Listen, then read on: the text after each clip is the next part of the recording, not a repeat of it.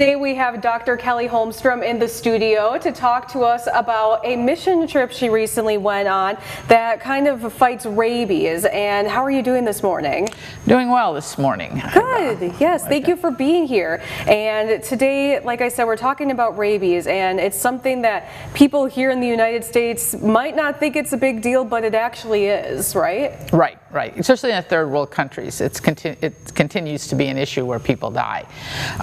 And so I became involved in a program to help address that. As a veterinarian, giving rabies vaccines is something we do. Excellent, yes. And so for people who don't exactly know what rabies is, what is it? So it's a virus. It is in most mammals, or most mammals can get it. And so here in the United States, we think more about bats or raccoons. We are aware that dogs can carry rabies, as cats can also. And so we vaccinate our dogs and cats for that. Exactly. And you recently came back from a trip in Cambodia, right? Yes. There's a program called Mission Rabies. It's set up in the UK, and they are in a number of third world countries. Their goal would be to eliminate rabies by 2030. The pandemic kind of put a stopper in that, or slowed it down, so maybe 2035. But I went to their Cambodia project, and so I went at the end of October into the beginning of November, and we vaccinated dogs and cats there. We had 700 Cambodians and 100 people from 30 countries. And so we had 3 different areas, and we vaccinated just under 230,000 dogs and cats. Wow. And like you mentioned, in third world countries, it is a very serious issue. And can you tell me a little bit about what the whole experience was like for you?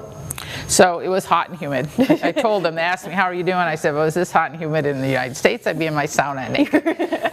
But that's where it is. And it is kind of a problem more so in the tropics. They are losing 1 to 2 kids a week to rabies. And so we believe they need to educate their kids. They're going into the schools and giving pamphlets, explaining what rabies is, explaining if you're bitten by a dog, you need to tell somebody and you need to go to a medical facility.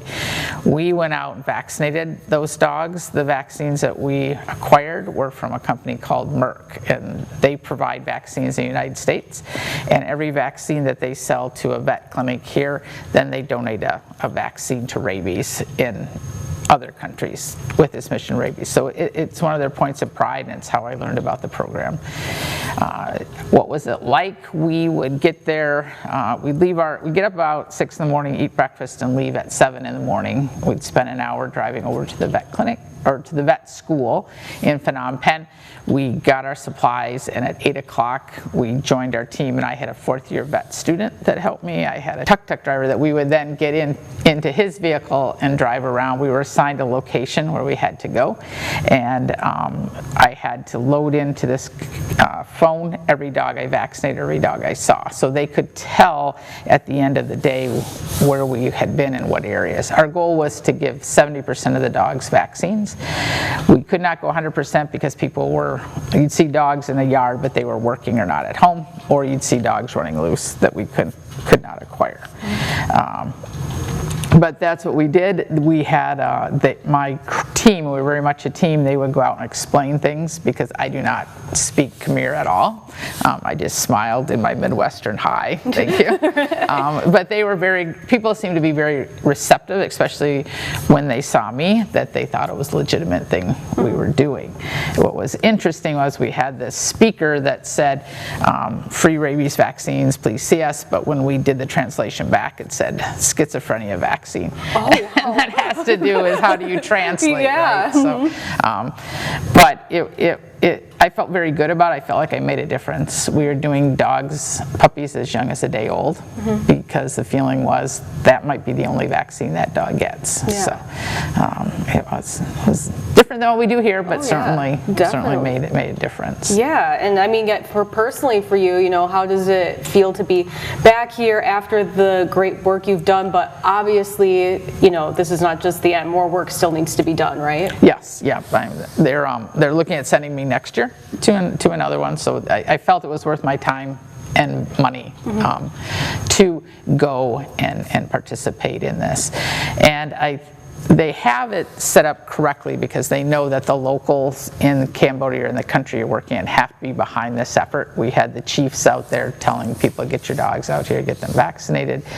They had government from the national level were there. The agricultural minister was there one morning watching us load up our supplies and go out. It was a great experience to just see people from all over the world that felt this was valuable to do. Mm-hmm. And I know before the interview we mentioned the 3 big takeaways were education, which you covered. We know that it's not just giving a vaccine. There's more to that. The second one, so there's vaccination, education, and then sterilization is our third one. So we asked everyone that we vaccinated, would you like to have your animals sterilized? And of all the animals I saw, there was only one that had been spayed. So it's certainly something that they need help with, because if you can't control the population of the animals, then you're going to just continue to have this problem. And so they're building a large surgery center at the vet school, and we're working at getting the population to bring their pets in. They did this in Thailand, and once people got used to seeing that it was okay to get their animals spayed and neutered, then they started signing up. So I worked hard at getting that done, and I did a little happy dance if they said yes, they wanted sterilization. So I think my student would say, you want to see your dance, sign up for this. And so, if people want to learn more about Mission Rabies, the whole effort, how can they learn more about it? So if you think this is something that you'd like to get involved with, there's a number of different ways you can do it. Number one is go online and look up Mission Rabies and see what they talk about. Number two is to, you can volunteer, and you don't have to be a veterinarian, but you can actually go and participate in one of these programs, or you can donate money. They're always looking for money. And the third one would be to ask your vet to use Merck vaccines, because that helps support this program also. Definitely. Anything else you'd like to add? No, I would just say it was definitely worth doing, and it made me feel good that I still want to give back to the community, and this was a way I could do that. Right. Yes. Thank you so much. We really appreciate this valuable information. Yeah. Yes. And we'll be right back with more My UP Mornings after the break.